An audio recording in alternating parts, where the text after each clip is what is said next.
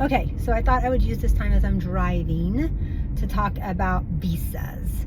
So forgive my face. I went to the dermatologist. You know, it's one of those things you got to get caught up with the dentist, the dermatologist, everybody else before you go away for a year, right? So got some work here. Anyway, visas. So the French are not very generous in regards to how you can come to France. They really have some criteria in regards to what kind of visa you need. So if you are interested in going to France and you want to do something more than 90 days, that's kind of the criteria. You can go anywhere in the EU from the United States without a visa for 90 days. I believe England has a visa if you want to go to England, but it's like an online thing. Maybe EDIAS or something like that it's called, and you just do it online. It's not a big deal. But once you get over 90 days, you have the choice of getting a 6-month visa, or you can get a 1-year visa, or you can get a 1-year renewable visa. We did the 1-year renewable visa. It's called a VLSTS, and it's non-working. So there, you can get a working visa, but most likely you're only going to get a working visa if, and I'm speaking about people from the United States, so Americans. You're only going to get a working visa if the company that you work for already has a need for that role in France. So if you have work for an international company, they have a job opening, they also have to prove to France first that there is not a French person that can do that job, that they need someone to do that they can't find anyone in France to do that job. Then they have to prove that they can't get anyone in the EU to do the job.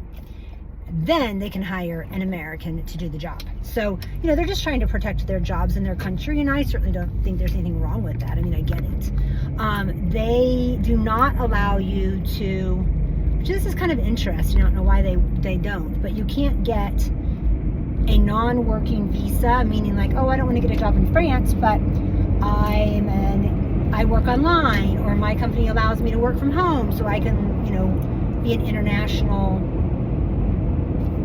live internationally, but I can do my work online, get paid from the United States. They do not allow that. If you want to do that legally, you would need an actual working visa, which is going to be hard to get in France, again, because they just don't do that. So really, most of the people moving to France are either students, because they do student visas.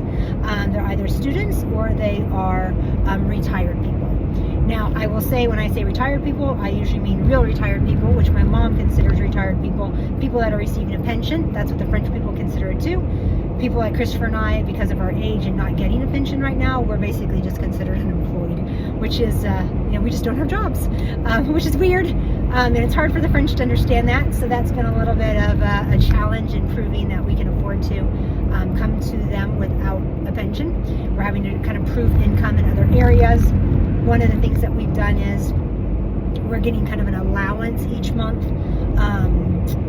from our dividends, our interest, that sort of thing, put into a bank account so that it sort of appears that we're having this consistent income, because we're also going to need that for getting a place to live. Same thing there. The landlords in Paris are not really keen on having foreign people rent their property, because they really don't even understand how dividends and interest and that sort of thing works. I mean, the average French family, or 2 people household per se, I guess is how they've done it, works or lives on about 36 to 40,000 euros after tax. So to think about someone coming over, renting a place, living there off of just savings is kind of a strange concept for them to think about.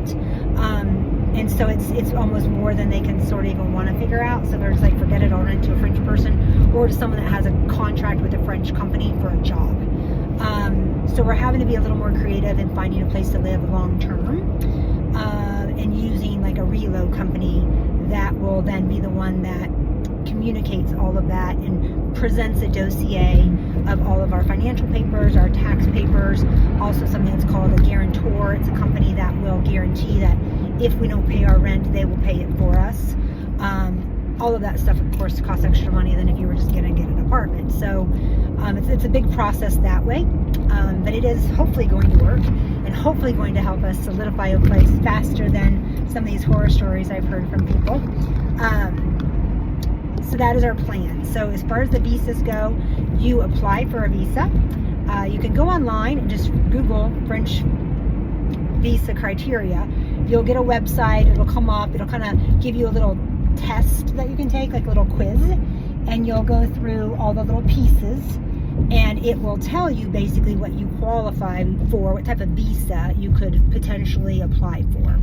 So, you know, like I said, student, working, tourist visa, which is basically what we have. Renewable, not renewable, that sort of thing. So then you find out all those criteria, you get all your stuff together. For some reason, they have an interesting rule that if you are going to,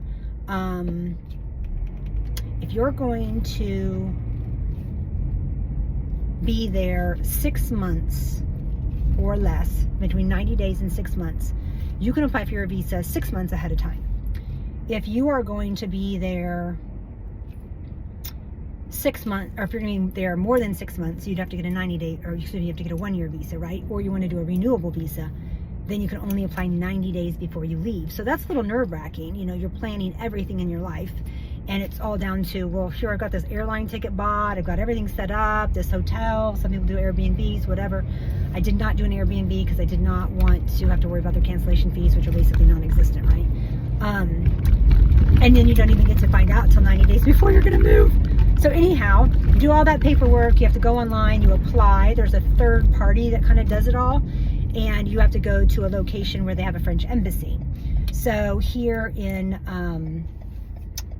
Florida, they have one in Miami, or the next closest one would be Atlanta. We did Miami, so we could just drive down. And you make your appointment, you show up at your given time. It's a little hard to get an appointment. We paid extra so we could just get an early morning appointment because that's all that they had. If we hadn't just paid for the appointment's free unless you, but they didn't have any available appointments. So you could pay to get an earlier appointment, meaning like you can go at 7:30 in the morning or 8 o'clock in the morning. So we were able to do that and get in. So we did that. Obviously they were right on time because they had just opened, and it took about an hour to do both Christopher and myself. It's a little bit of an interview process. You provide them the paperwork as they're asking for it. It's paperwork like birth certificates. I can't even remember now. Maybe bank, you have to prove your income. So you have to provide bank statements. You have to provide insurance. You have to make sure that you are covered for like evacuation, things of that nature, for 1 year for your stay in France, so that you're not a burden to their social services while you're there. So you have to have insurance. That was not exorbitant. It's more like just a travel insurance. I think it was around like $1,800 for both of us for the year. So it covers basically major medical, and if something were to happen and we needed to get back to the United States. So you have to provide that as well. And there are a few other things that they ask. All the stuff is on the website if you really are interested and you're going to make the move. So then you have that. You leave your passport, which is like so weird to me. You leave your passport with them, and then they send it off to the French embassy in Washington, D.C. They go through everything, and then they send everything back to you along with your passport, letting you know that you were either approved or not approved. And frankly, you don't even know until you open your passport and you flip through it. I didn't know this is how it would be, but your visa is actually attached with a big sticker inside on one of the pages of your passport. Another quick piece, make sure that your passport will be good for at least 6 months past the time of which you will plan on returning back to the United States. So that's going to be important for you to get approved for your visa as well. So that really were the pieces to the visa. It was not hard. It was a little nerve-wracking. I'll also say it wasn't hard because I didn't do the initial application process and all of that. We did hire a company called Transformation. Really great group of women, actually, that live in Paris and on the outskirts of Paris that basically do the administrative side on getting you to France. So they do all the visa paperwork, they have all the referrals for taxes, estate, what else could you possibly need? Money transfers, like currency exchanges, things like that. And then once we're there, they will help us transfer over anything that we have in regards to, yeah, fell over. Regards to, we have to register our visa, and then we'll need to renew our visa. And if we were staying there long term, like forever, they would also then take our Florida driver's license and turn it into a French driver's license, because they do have a reciprocal access with Florida. You want, if all possible, to come from a state that has a reciprocal driver's license. Otherwise, you have to take the driver's test in France, in French, and it's expensive, and most people don't pass it the first time. So it would not be something I would want to do if I didn't have to. So just as an FYI, if you're from a reciprocal state, it is much easier. We're not going to do that because obviously we're not staying in France long term, but we won't be able to drive with our American driver's license after 1 year. So just FYI, keep those things in mind too if you're traveling. Those are some more details. They will also apply for our medical insurance, which will kick in about 90 days after we're there. We have to apply for it, and then at 6 months we should get our, I think it's called like a carte vitale, which is basically our opportunity to use the medical system. If we had any medical expenses before then they will reimburse that to us. Now, if you're just there on a 1-year visa, you won't be eligible for those things. But if you're on a renewable visa, that's how that happens. So that's what you got. So she took care of all those pieces for us, which was amazing. All we had to do was schedule our appointment and have the paperwork together and show up and ask to be part of the French community for a while. So it's you can do it all yourself. It's not hard. Or if you don't want to do it yourself, you don't have to, and you can pay someone to do it. So interestingly enough, there's someone that will do anything for you if you can find the right resources and you choose to pay a fee for it. So I encourage you not to let the visa thing scare you. If that's the only thing holding you back from making a move to a foreign country, then don't let that stop you. It's not that hard. Jump in and do it. And if you do need to work, then maybe you should look at some other countries. I've been told that Portugal has some good options. Amsterdam has some good options. Albania supposedly is supposed to be like the next Portugal. You know, Portugal's been the hot spot for quite a while now, for the last like 5 years, for people that are retired or working from, you know, home. But I've heard Albania is the next spot for that, affordability wise, medical wise, opportunity wise, and easy visa wise. So, you know, check out some of those other countries. It might be more feasible to do it from another place. And I encourage you to get out there and learn new things and try new things and get to experience all of the amazing things that are out there to see and do, because it's fun to fall over. Let's try it again. It's fun to keep learning about new things and stretching our mind, our thoughts, our knowledge, and I'm saying a lot because I'm driving and concentrating, you know. But I encourage you to try a new adventure. So get out there and have a great day. See you next time.